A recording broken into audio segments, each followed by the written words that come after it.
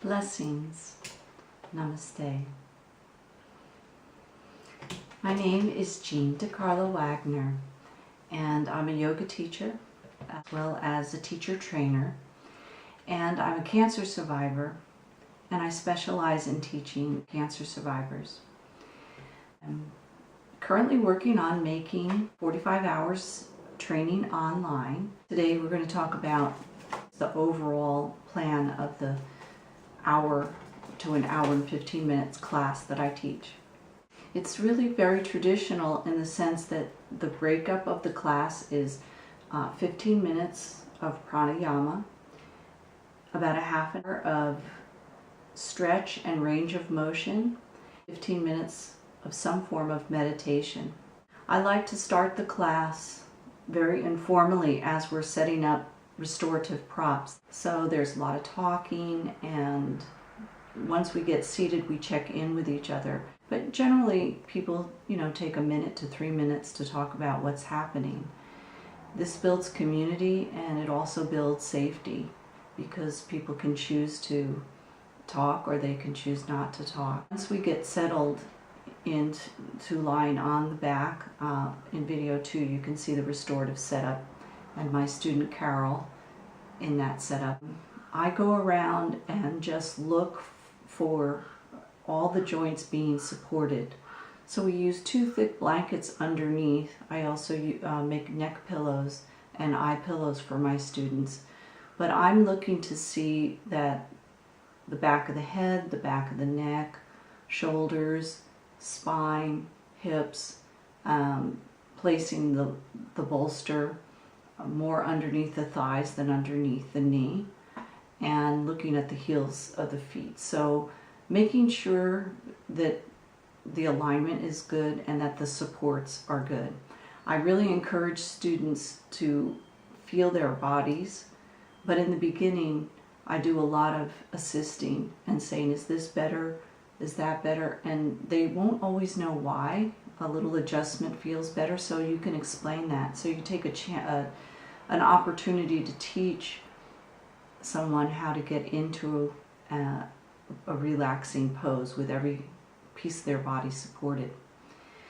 So in that 15 minutes of diaphragmatic breathing, I always start out with a witness practice, finding out what is, and coming back to that at the end of class. So though that seems very maybe redundant to say, because most of us do that, it's so critical for working with people that are in treatment, because every day is really very different. And so checking in, and we'll usually check in the physical body, the mental body, the emotional body, and the spiritual body, where we start class without a sense of judgment, but that exploration.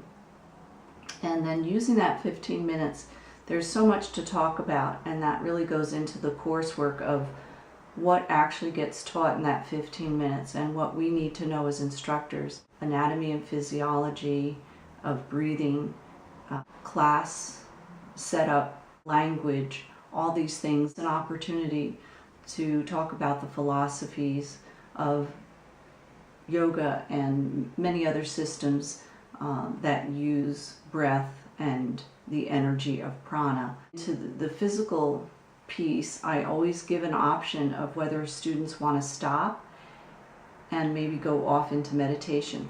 Working up to 15 minutes of breathing is actually quite a long breath work. So I encourage new people to come in and out of that deep breathing, always choosing what's best for their body over my instruction. And same thing applies with movement.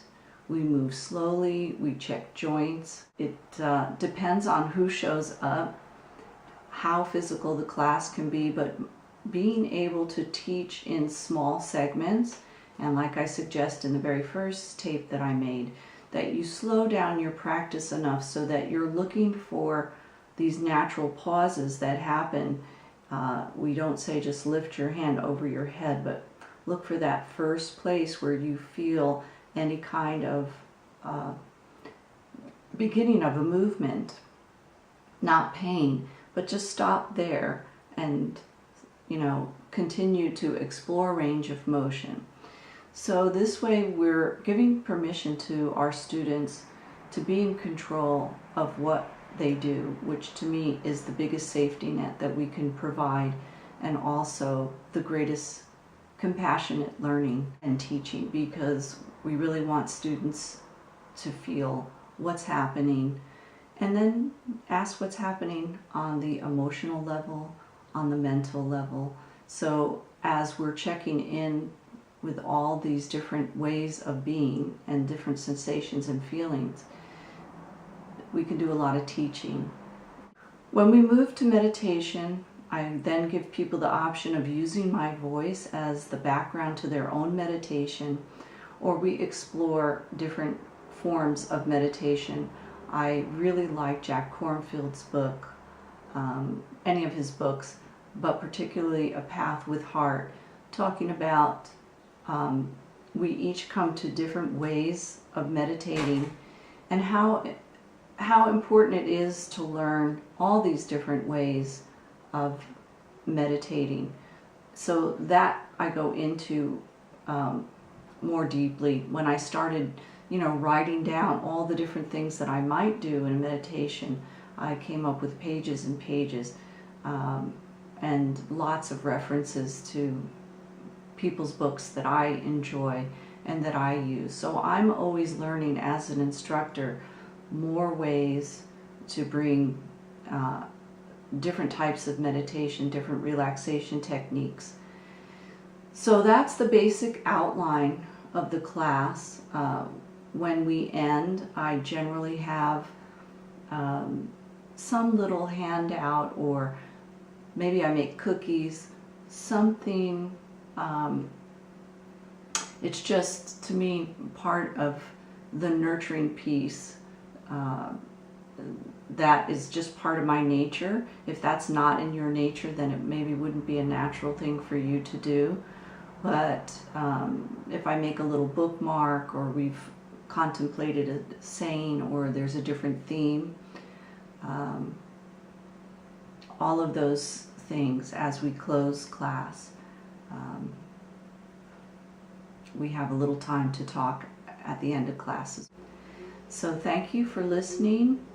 If you are interested in signing up, there's information that will follow. Please email me to let me know that you're interested in being on a contact list. And I thank you so much. I'm glad that your heart and your kindness draws you to this work. Many blessings. Namaste.